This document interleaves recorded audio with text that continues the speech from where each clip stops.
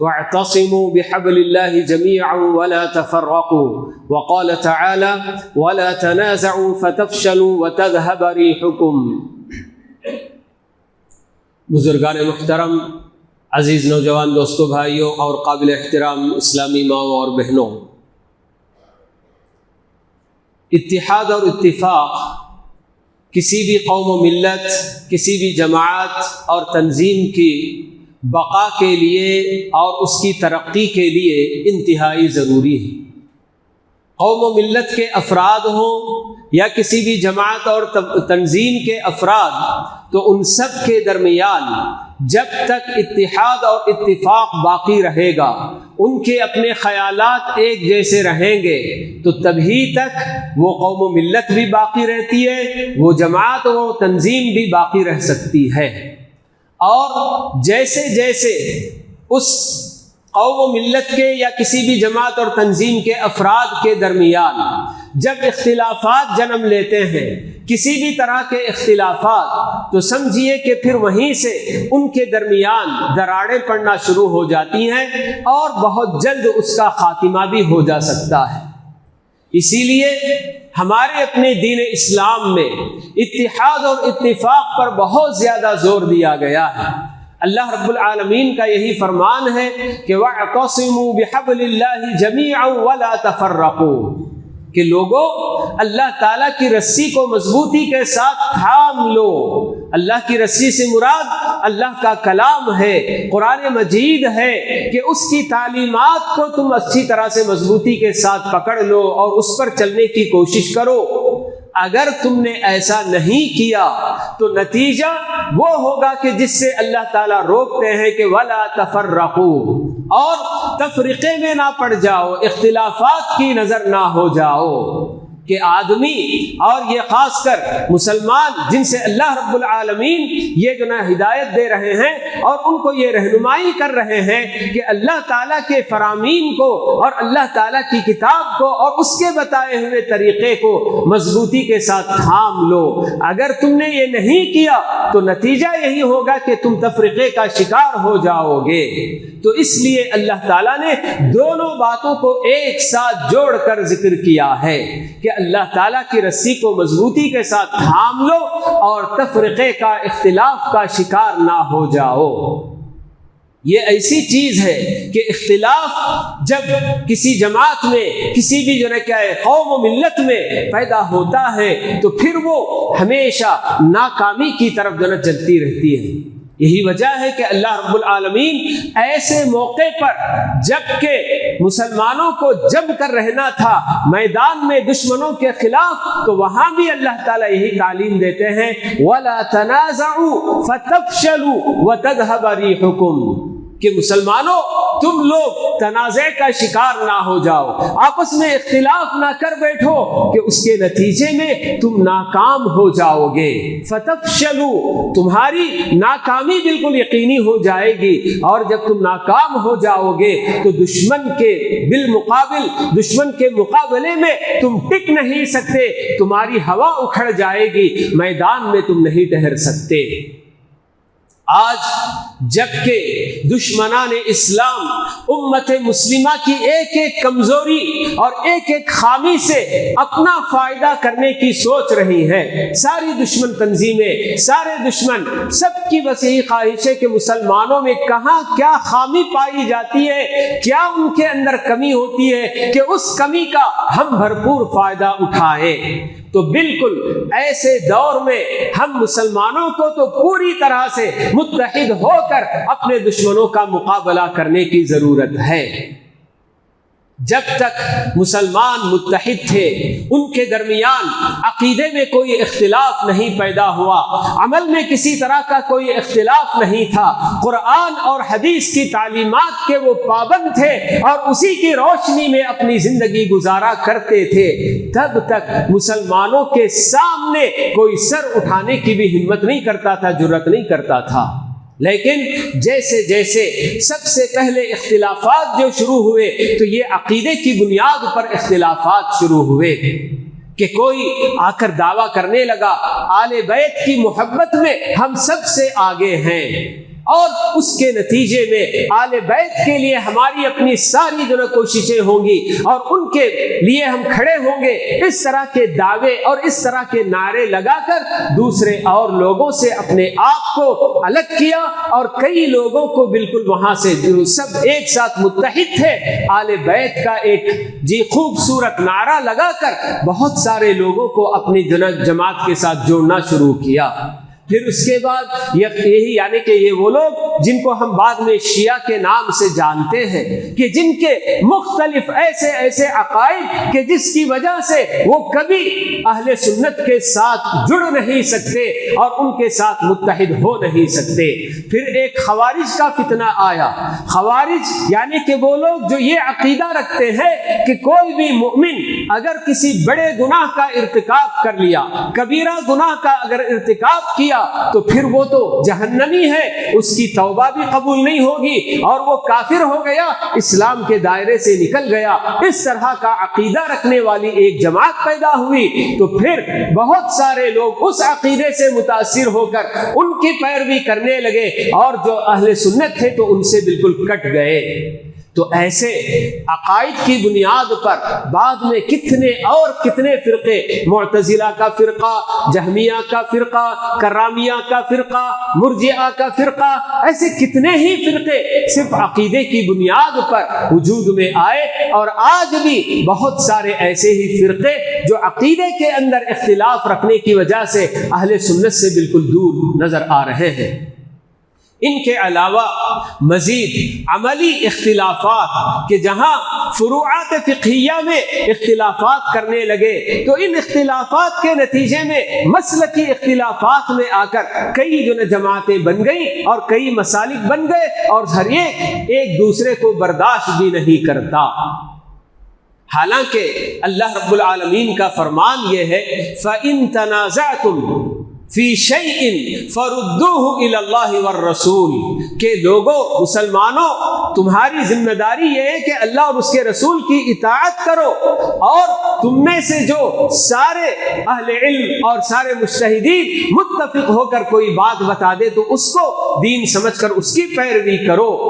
اور اگر تم لوگ دین کے کسی بھی معاملے میں تفرقے کا شکار ہو جاؤ، اختلاف اگر کرنے لگ جاؤ، تو تم کو چاہیے کہ تم اس اختلاف کو حل کرنے کے لیے اللہ اور اس کے رسول کی طرف لوٹ جاؤ، کہ اللہ کی کتاب میں یا اللہ کے رسول صلی اللہ علیہ وسلم کی سنت میں تلاش کرو اور دیکھو کہ اس اختلاف کا حل کیا پایا جاتا ہے۔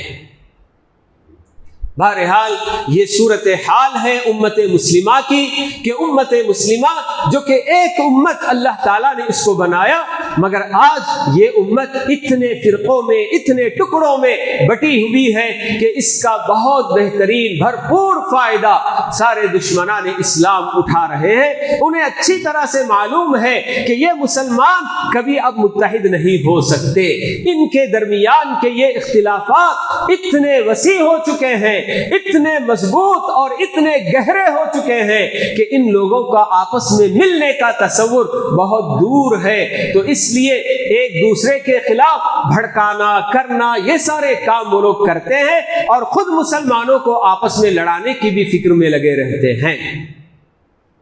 تو یہ ایسے حالات ہیں کہ اس میں اگر مزید اور مسلمان اسی طرح سے لڑتے رہیں گے اور اتفاق ان کے درمیان سے ختم ہوتا رہے گا، تو پھر ایسی صورت میں بہت سارے نقصانات کا جو نا ہمیں بہت سارے نقصانات اٹھانا پڑیں گے، ان کو جو نا جھیلنا پڑے گا۔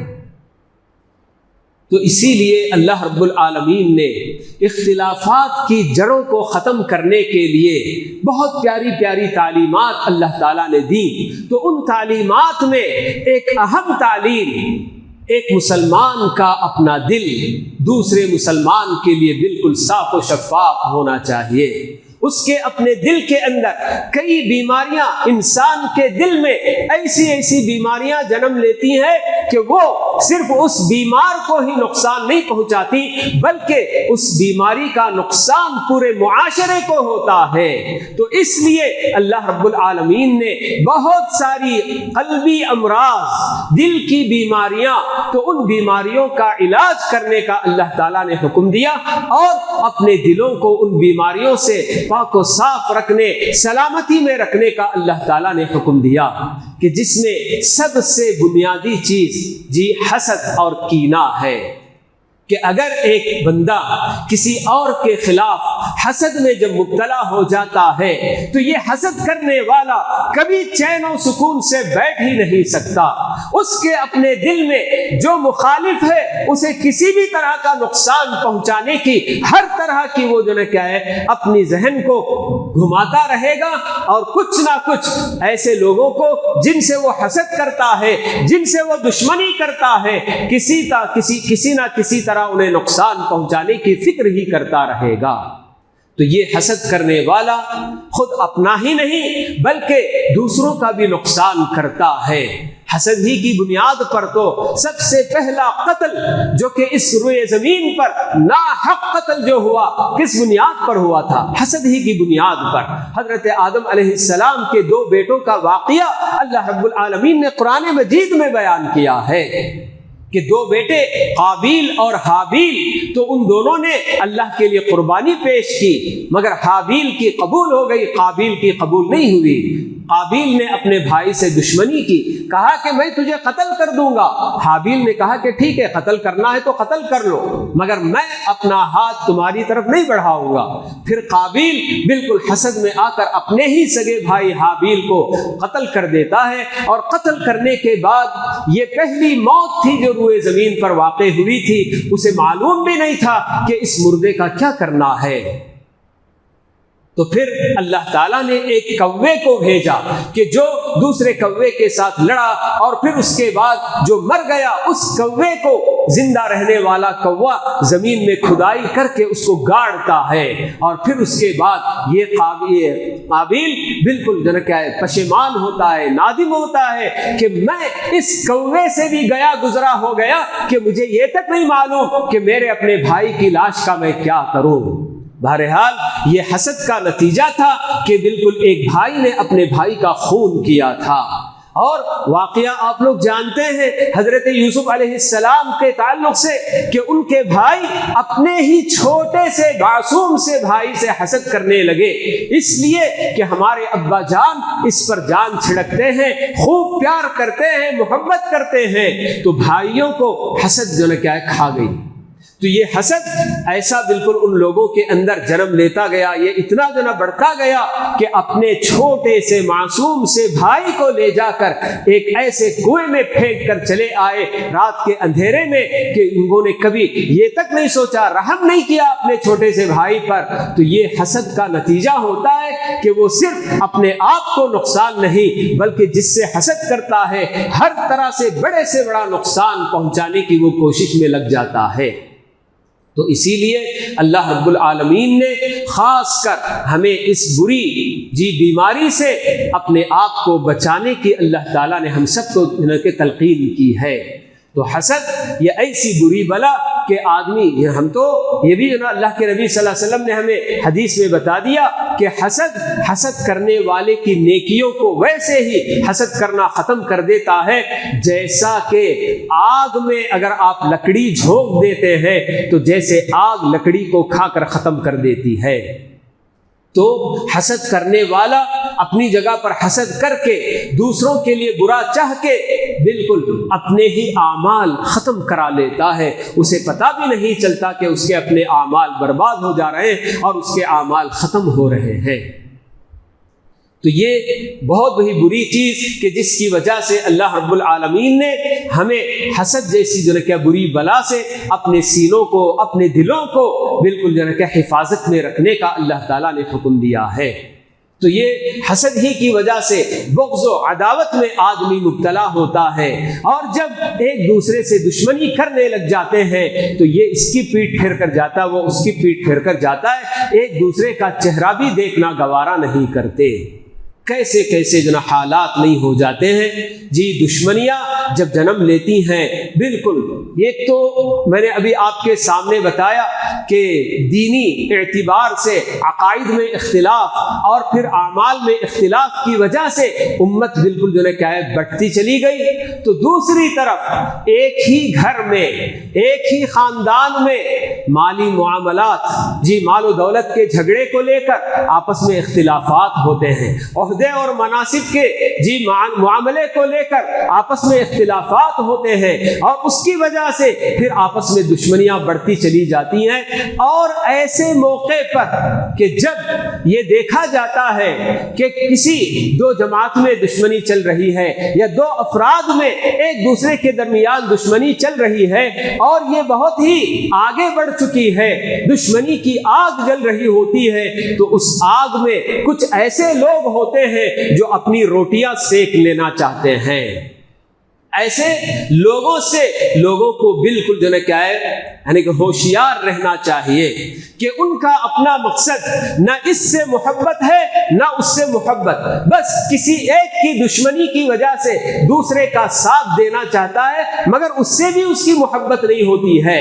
مشہور مقولہ ہے لا لحب علی بل لبغض معاویہ، بلکہ کہ حضرت علی کے ساتھ ان کی فوج میں داخل ہونے والے کچھ ایسے لوگ تھے جو حضرت علی سے محبت نہیں کرتے تھے، بلکہ وہ صرف معاویہ سے دشمنی کرتے تھے، اس لیے معاویہ کی دشمنی کی وجہ سے وہ علی کی فوج میں آ کر داخل ہو رہے تھے۔ تو ایسے کئی لوگ ہوتے ہیں جو اپنا الو سیدھا کرنے کے لیے ایسے موقع کی طاق میں رہتے ہیں اور اس طرح کے کام کر جاتے ہیں، بجائے اس کے کہ دو دشمنی یا یعنی کہ دو فریق جو آپس میں اختلافات کر رہے ہیں ان کے درمیان صلح صفائی کرائیں گے اور ان کے اختلافات کو ختم کرائیں گے، یہ کرنے کی بجائے اور ہوا دیتے ہیں، اختلاف کو اور بڑھانے کی کوشش کرتے ہیں، اور ان کا اپنا مقصد دنیا کے کچھ ٹکڑے ہوتے ہیں،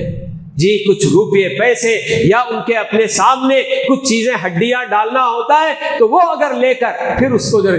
اختلافات کو وہ اور بھی ہوا دینا چاہتے ہیں۔ تو ایسے سب حالات دنیا کے اندر ہم دیکھتے ہیں۔ تو اس لیے جی جہاں بھی جس طرح سے بھی دو افراد ہوں، دو جماعتیں ہوں یا دو کے تنظیمیں ہوں، ان کے درمیان اختلافات وغیرہ پائے جا رہے ہوں، تو ان اختلافات کو ختم کرنے کی حتی الامکان کوشش کرنی چاہیے۔ اللہ تعالیٰ کا یہی فرمان ہے کہ وَإِن طَائِفَتَانِ مِنَ الْمُؤْمِنِينَ اقْتَتَلُوا فَأَصْلِحُوا بَيْنَهُمَا، کہ مؤمنین ہی کی دو جماعتیں اگر آپس میں لڑ پڑتی ہیں تو ان کے درمیان صلح صفائی کرنے کی کوشش کرو، یہ مسلمانوں کو حکم دیا گیا ہے۔ تو بہرحال جی ہمارے اپنے حالات دن بدن مسلمان آپس میں ٹکڑیوں میں بٹتے چلے جاتے ہیں۔ جی مختلف جماعتوں سے ذرا کسی آدمی کو امیر جماعت سے کوئی اختلاف ہوا تو وہاں سے وہ نکل کر آتا ہے اور اپنی ایک جماعت بنانے کی کوشش کرتا ہے، حالانکہ اللہ کے نبی صلی اللہ علیہ وسلم نے اسی لیے ہمیں یہ تعلیم دی ہے کہ جب آپ کا کوئی امیر بنا دیا گیا تو اب آپ کو اپنے اس امیر کی اطاعت ہر حال میں کرنی ہے، سوائے اس کے کہ اگر وہ کسی اللہ تعالیٰ کی نافرمانی اور معصیت کا حکم دے رہا ہو یا کفر کی دعوت دے رہا ہو تو اس میں بس اس کی اطاعت نہیں کرنی ہے، ورنہ اس کے علاوہ ہر معاملے میں چاہے آپ کو اس کا کوئی فیصلہ پسند آئے یا نہ پسند آئے، آپ چاہے اس سے راضی ہو کہ ناراض ہو، ہر حال میں اتحاد کو باقی رکھنے کے لیے، جی امت کی سالمیت کو باقی رکھنے کے لیے اطاعت کو لازم قرار دیا گیا ہے۔ تو یہ سب چیزیں ہمارے اپنے لوگ جانتے بھی ہیں، لیکن جاننے کے باوجود ان لوگوں کے اندر بالکل شیطان کا غلبہ ہوتا ہے۔ شیطان کسی بھی ایک چھوٹی سی اختلاف کی وجہ سے ان کو دور کرتا ہے اور کہتا ہے کہ وہ کون ہے، اس کی جگہ کیا ہے، میں اپنی جگہ پر بڑا ہوں، میں اپنے لوگوں کو جمع کروں گا اور میں اپنی ایک جماعت بنا لوں گا، اور پھر اس کے بعد ایک ہی طرح کے خیالات رکھنے والے، ایک عقیدے رکھنے والوں کے درمیان ایسے اختلاف اختلافات جنم لیتے ہیں، جماعتیں چھوٹی چھوٹی جماعتیں بنتی چلی جاتی ہیں، ایک دوسرے کا کوئی جو ہے تعاون نہیں ہوتا، اور ایک دوسرے سے بالکل جو ہے کیا ہے جی ایک دوسرے کو نیچا دکھانے کی کوششیں ہوتی ہیں، اور ان کی خامیاں ان کی خامیاں، یہ ان کی خامیاں بیان کرتا ہے، وہ ان کی خامیاں بیان کرتا ہے، اور اتنا وقت ان سب کاموں میں گزرتا ہے، لگتا ہے کہ اگر صحیح معنوں میں امت مسلمہ کے کام آنے کے لیے اپنا وقت لگاتے، اپنا پیسہ لگاتے، اپنا دماغ لگاتے، تو پتہ نہیں امت مسلمہ کا کتنا بھلا ہو جاتا۔ لیکن انہیں اس کی تو فکر نہیں ہوتی ہے کہ بھئی ہم دنیا میں جو کر رہے ہیں، آخرت میں جا کر اللہ رب العالمین کے روبرو ان سب کاموں کا ہمیں جواب دینا ہے، مگر اس کے باوجود وہ اس طرح کے کاموں میں مبتلا نظر آتے ہیں۔ تو الغرض کہنا یہی ہے کہ اتحاد اور اتفاق ہماری اپنے امت مسلمہ کے لیے جی اس کی ایک اہم پہچان تھی، اور یہ اللہ تعالیٰ کا قانون ہے کہ جو بھی جماعت، جو بھی تنظیم، جو بھی قوم متحد رہے گی اس کو غلبہ حاصل ہوگا۔ تو یہ اللہ تعالیٰ کا وہ قانون ہے جسے اللہ تعالیٰ بدلتا نہیں۔ تو آج اگر دشمن ہم پر غالب ہے تو اس کی وجہ یہ نہیں کہ دشمن کو اللہ تعالیٰ یعنی اللہ تعالیٰ دشمن کو پسند کر رہا ہے، بلکہ اللہ تعالیٰ کا قانون چونکہ وہاں پایا جا رہا ہے کہ دشمن متحد ہے اسلام کے خلاف، مسلمانوں کے خلاف۔ یہ دشمن چونکہ متحد ہو کر کام کرتا ہے تو اس لیے اس کو کامیابیاں نظر آ رہی ہیں۔